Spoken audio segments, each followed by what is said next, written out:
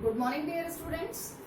As in the last video, we have discussed about the number of chemical properties related with nucleophilic substitution reactions. So, in that video, I have told you there are number of types of chemical properties that we are to study. जिसमें से हमने सिर्फ एक nucleophilic substitution part कल पढ़ा था. So let's see. First, we will discuss about the mechanism behind the nucleophilic substitution reactions. So the nucleophilic substitution reactions on the basis of the kinetics can be subdivided into two, that is SN1 and SN2. So first we must be knowing what is the mean by kinetics. Kinetics का मतलब है कि rate of reaction के basis पर, कि rate of reaction की dependency हमारी किस पर है, उसके बेसिस पे हमने यहाँ पर टू पार्ट्स में सब डिवाइड किया है मैकेनिज्म को, that is SN1 and SN2. SN2 और SN1 क्या है? SN2 का मतलब है 2 means biomolecular nucleophilic substitution reaction and SN1 का मतलब unimolecular nucleophilic substitution reaction.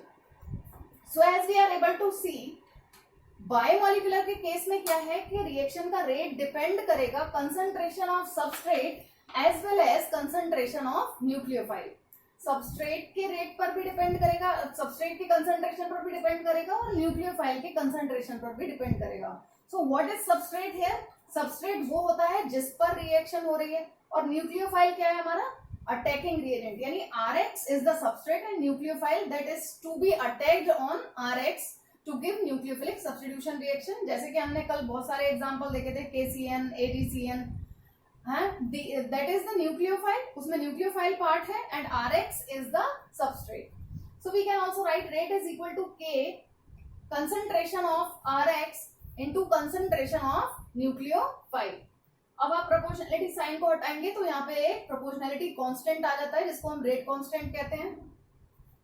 Basically what is biomolecular or order of reaction that we are to study in chapter chemical kinetics. तो यहाँ पे मैं आपको एक ब्रीफ आइडिया दे देती हूँ. यहाँ पर SN2 और SN1 से क्या मतलब है?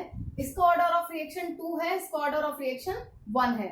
ऑर्डर ऑफ रिएक्शन बेसिकली क्या होता है कि रिएक्टिंग स्पीसीज में से जिसकी कंसंट्रेशन पर किसी रिएक्शन का रेट डिपेंड करता है वो हमारा क्या कहलाता है? ऑर्डर ऑफ रिएक्शन कहलाता है. ये जरूरी नहीं है कि जितने भी पार्टिसिपेंट हैं, जितने भी रिएक्टेंट हैं, उन सब पर हमारा रेट डिपेंड करे.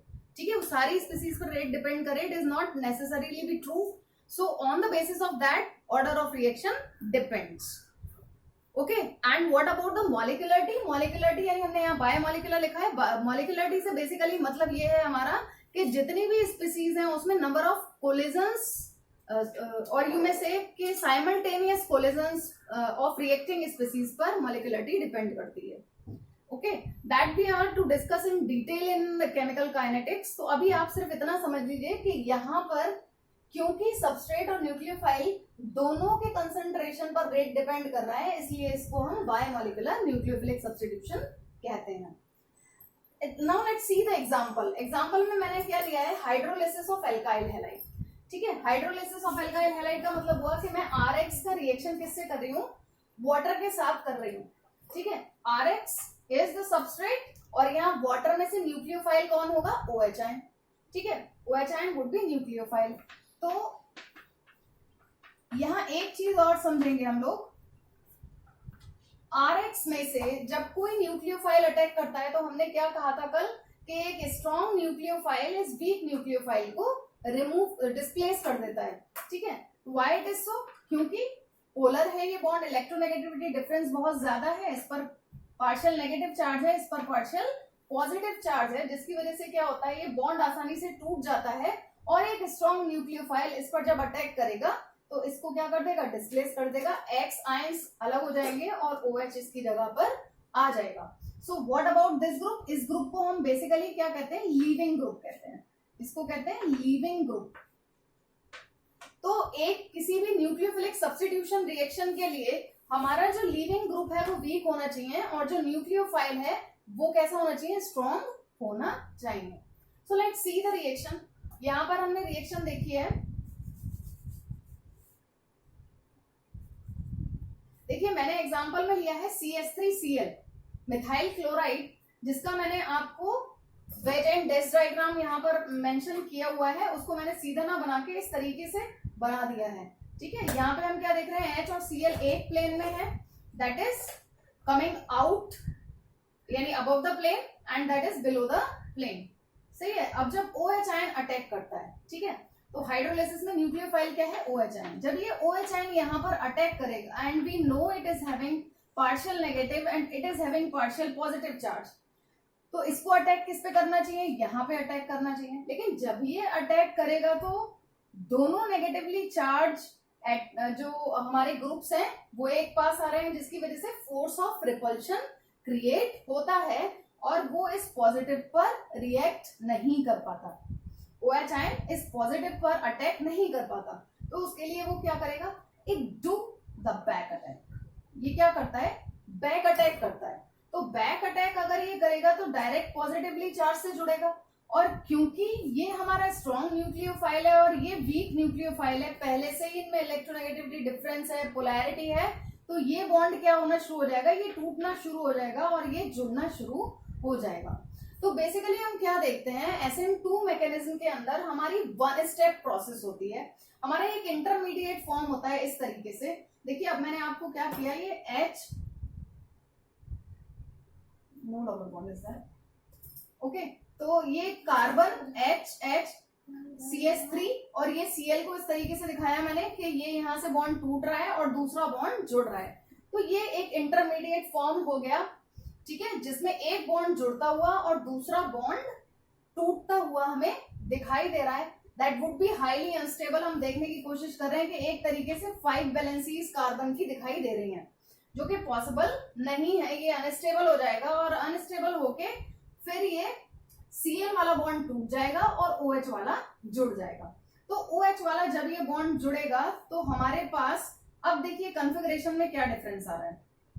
Let's see the difference in the configuration. यहां पर जो कॉन्फ़िगरेशन था उससे जस्ट अपोजिट कॉन्फ़िगरेशन आ रहा है। Why it is so, because back attack is going on. तो हमें किस तरीके का दिखाई दिया, अगर मैं ये सपोज करूं कि ये हमारा जो है एक अम्ब्रेला था, ठीक है, ये अम्ब्रेला था मेरा, तो ये अम्ब्रेला क्या हो गया, इन्वर्ट हो गया।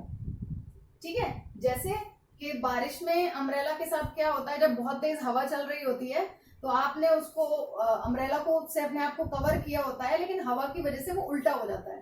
तो उस तरीके की चीज हमें बिल्कुल इन दोनों में डिफरेंस देखने के लिए मिल रहा है। देखिए Cl इस साइड था, लेकिन अब क्या हो रहा है, OH इस साइड आ गया है, तो ये just you can suppose it like a umbrella, जैसे कि उल्टा हो गया वो। ठीक है, तो इन्वर्टेड स्ट्रक्चर फॉर्म हो जा रही है। अभी इस केस में तो इसका कोई लॉजिक नहीं है, कोई फर्क नहीं पड़ता है इन्वर्जन से। लेकिन अगर यही हमारा ये कंपाउंड एक ऑप्टिकली एक्टिव कंपाउंड हो, यानी इसकी चारों वैलेंसीज डिफरेंट हो, अगर मैं यहाँ पर लिख दूं A, यहाँ पर लिख दूं B, यानी मैं यहाँ पे CH3 ले लूं और चलिए यहाँ ले लेते हैं CH3 और यहाँ ले लेते हैं C2H5। ठीक है, सो व्हाट विल हैपन, तो जो ये स्ट्रक्चर बनेगी it would be completely inverted, यानी यहाँ पे इन्वर्जन शो होने लगेगा। जो हमारा रिजल्टेंट होगा वो एक इन्वर्टेड कंपाउंड होगा, means inversion process would be shown, जिसको हम गोल्डन इन्वर्जन भी कहते हैं। जैसे कि कल मैंने आपको बताया था कि there are 3 probabilities in case of optically active compounds. जब कोई न्यूक्लियोफिलिक सब्स्टिट्यूशन रिएक्शन होता है तो 3 पॉसिबिलिटी है। पहली पॉसिबिलिटी ये है कि अगर बैक अटैक होता है तो we are getting the inverted structure. ठीक है, हमें एक इन्वर्टेड स्ट्रक्चर देखने के लिए मिलता है, means inversion process would take place. और यही ये प्रोसेस अगर बैक अटैक से ना हुई होती, फ्रंट अटैक से हुई होती, तो रिटेंशन वुड बी देयर। ठीक है, मींस जो हमारा कॉन्फ़िगरेशन है वो रिटेन रहता, तो रिटेंशन प्रोसेस होती।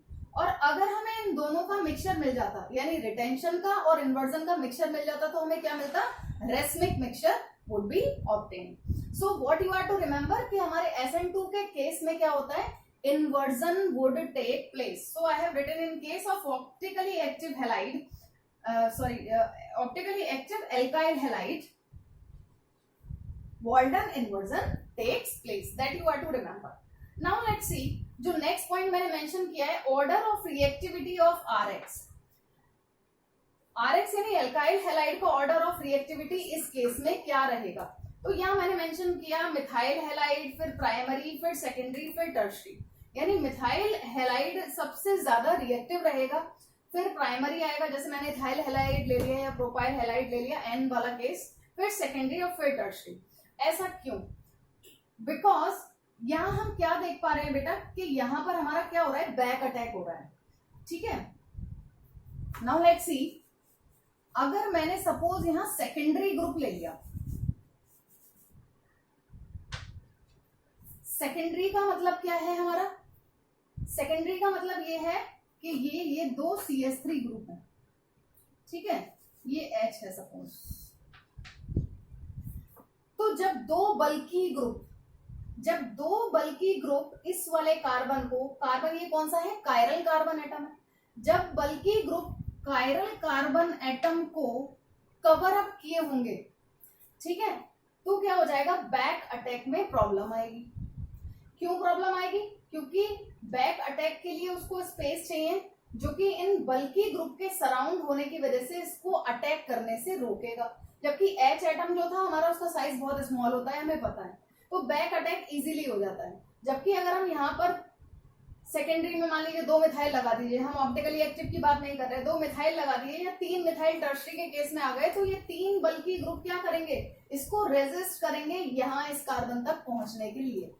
तो इस प्रोसेस को क्या कहते हैं, stearic hindrance. So the order of reactivity of Rx is in the order due to the steric hindrance.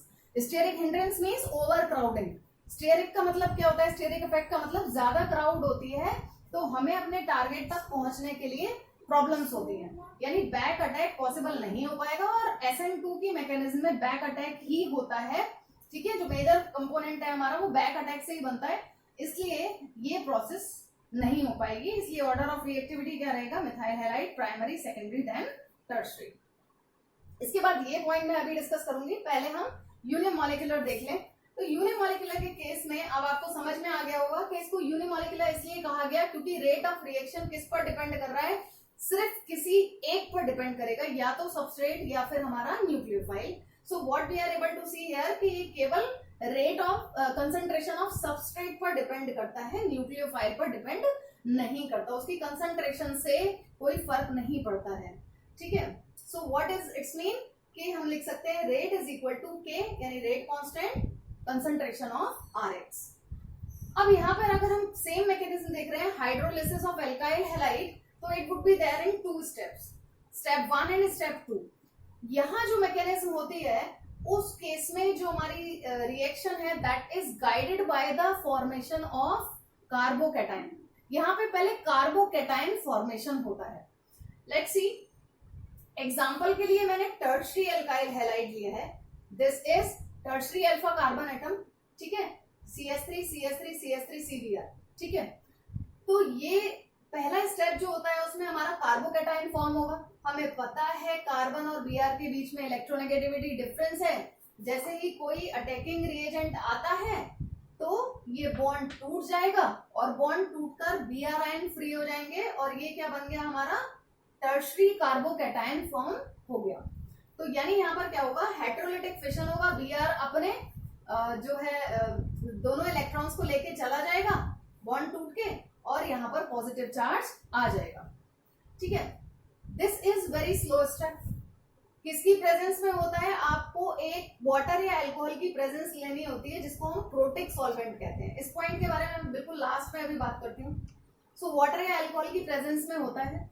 Second step में क्या होगा, मुझे पता है कि ये जो है मेरा sp2 हाइब्रिडाइज्ड हो गया, कार्बोकैटायन है, it is highly reactive in nature, हमें पता है कि बहुत ज्यादा रिएक्टिव है ये नेचर में, ठीक है। रिएक्टिव होने की वजह से और न्यूक्लियोफाइल की प्रेजेंस होने की वजह से, क्योंकि मैंने हाइड्रोलिसिस करवाया तो OH आयन इज देयर, तो OH आयन तुरंत से अटैक करेगा, बड़ी फास्ट रिएक्शन रहेगी, क्योंकि कार्बोकैटायन को स्टेबल होने के लिए, अपनी हाइब्रिडाइजेशन को sp3 करने के लिए इससे एक बॉन्ड बनाना है, तो OH के साथ बनाएंगे और हमारा टर्शरी अल्कोहल यहाँ पर फॉर्म हो जाएगा। सो इन द केस हम क्या देख रहे हैं, क्योंकि कार्बोकैटायन फॉर्मेशन हो रहा है तो इस केस में ये जरूरी नहीं है कि बैक अटैक हो, फ्रंट अटैक भी हो सकता है। तो इस केस में फ्रंट और बैक अटैक दोनों होते हैं, ठीक है। So what we have to remember, उस केस में बैक अटैक को प्रेफरेंस दिया जाता है, लेकिन इसमें 2 स्टेप होने की वजह से और कार्बोकैटायन फॉर्म होने की वजह से वो तो रिएक्टिव है, चाहे हमारा न्यूक्लियोफाइल बैक अटैक करे या फ्रंट अटैक करे, रिएक्शन होनी है। तो दोनों ही चीजें यहाँ पर देखने के लिए मिलती हैं and we are getting the racemic mixture. Back attack भी होता है, फ्रंट अटैक भी होता है, we are getting the racemic mixture. And what about the order of reactivity of RX?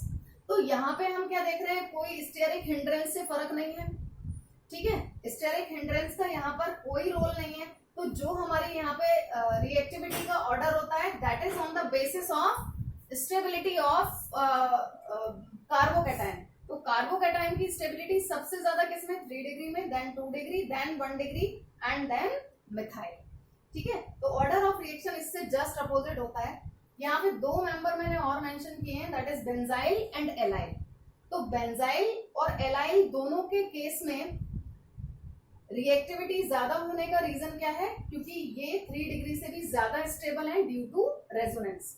Allyl में भी डबल बॉन्ड आ जाता है, रेजोनेंस 11th में पढ़ा हुआ है हमने। बेंजाइल के केस में भी रेजोनेंस होता है, जिसकी वजह से स्टेबिलिटी इसकी और ज्यादा रहती है, ठीक है। So the order would be benzyl then allyl, 3 degree, 2 degree, 1 degree and finally methyl halide. So अभी तक जो हमने डिफरेंसेस पढ़े वो क्या डिफरेंस है, ये बायोमोलिकुलर है, ये यूनिमोलिकुलर है, इसमें ऑर्डर ऑफ रिएक्शन 2 है, इसमें ऑर्डर ऑफ रिएक्शन 1 है। यहाँ पे हम देख रहे हैं कंसंट्रेशन ऑफ आरएक्स और न्यूक्लियोफाइल दोनों पर डिपेंडेंसी है, जबकि यहाँ पे सिर्फ आरएक्स की कंसंट्रेशन पर डिपेंडेंसी है।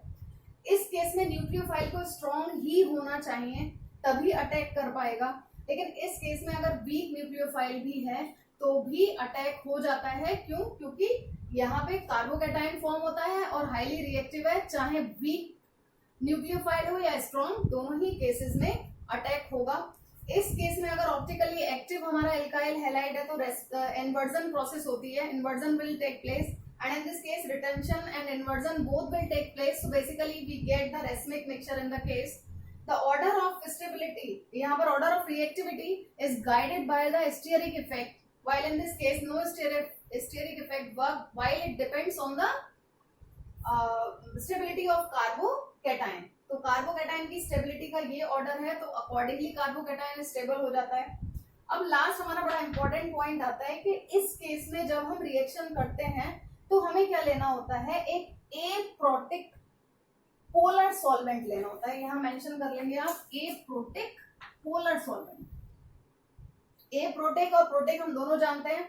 एप्रोटिक मतलब ऐसा सॉल्वेंट आप लेंगे जिसके अंदर प्रोटॉन डोनेट करने की टेंडेंसी ना हो, जैसे कि एसीटोन। अगर हम एसीटोन की बात कर रहे हैं तो दैट इज पोलर। पोलर क्यों है? क्योंकि ये इलेक्ट्रोनेगेटिव है, ये इलेक्ट्रोपॉजिटिव। दोनों में इलेक्ट्रोनेगेटिविटी डिफरेंस होने की वजह से पार्शियल पॉजिटिव और पार्शियल नेगेटिव चार्ज आता है, लेकिन इस पर H डोनेट करने के लिए नहीं है। तो ये क्या होता है, इस केस में एप्रोटिक पोलर सॉल्वेंट लेते हैं जैसे कि एसीटोन, जो कि रिएक्शन के रेट को एक्सेलरेट करता है, रेट ऑफ रिएक्शन को बढ़ा देता है। वाइल इन द केस हमें क्या लेना होता है, प्रोटिक सॉल्वेंट लेना होता है, जैसे कि वाटर या एल्कोहल लेनी होती है। प्रोटिक सॉल्वेंट है क्योंकि उसमें भी O और H के बीच में इलेक्ट्रोनेगेटिव, O और कार्बन के बीच में इलेक्ट्रोनेगेटिविटी डिफरेंस है ना, और H यानी प्रोटॉन डोनेट करने की टेंडेंसी है। नाउ लेट्स सी कि इसमें क्यों हमें प्रोटिक सॉल्वेंट लेने की जरूरत पड़ती है। इसमें प्रोटिक सॉल्वेंट लेने की इसलिए जरूरत है क्योंकि ये वाला स्टेप जहां पर इलेक्ट्रोनेगेटिविटी डिफरेंस की वजह से और हेटेरोलिसिस की वजह से कार्बोकैटायन फॉर्म हो रहा है, अगर हमारा जो सॉल्वेंट है वो प्रोटिक है तो उसका H क्या काम करेगा, Br को अलग करने में हेल्प करता है, यानी इंटरमीडिएट यानी कार्बोकैटायन के फॉर्मेशन को एक्सेलरेट करता है। और जब एक बार कार्बोकैटायन फॉर्म हो जाता है तो ये रिएक्शन अपने आप फास्ट हो जाती है। नाउ द क्वेश्चन अराइजेस, हम लोगों ने काइनेटिक्स तो नहीं पढ़ा, बट इस केस में क्या होता है कि हमारी ऑर्डर ऑफ रिएक्शन 1 है। क्यों? क्योंकि basically the order of reaction depends on the slowest step.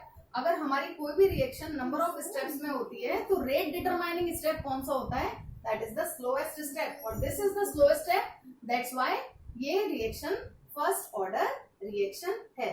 जबकि यहाँ पर हम क्या देख रहे हैं, यहाँ पे हमें बॉन्ड तोड़ना ही नहीं, सिंपली एक स्टेप में रिएक्शन हो रही है, ठीक है। तो इस रिएक्शन के लिए जो हमें सॉल्वेंट चाहिए, इसको कैसा होना चाहिए, ए प्रोटिक होना चाहिए, क्योंकि प्रोटिक की यहाँ पर कोई नीड नहीं है। solvent is needed for the reaction, that's why we have taken the solvent. So dear students, I think this mechanism would be clear to all. दोनों समझ में आ गए होंगे. तो आपको दोनों को सेपरेट लिख के फिर उसके बाद हमने दोनों में डिफरेंशिएशन करना है. And in the next one we will discuss rest of the chemical properties of alkyl halide.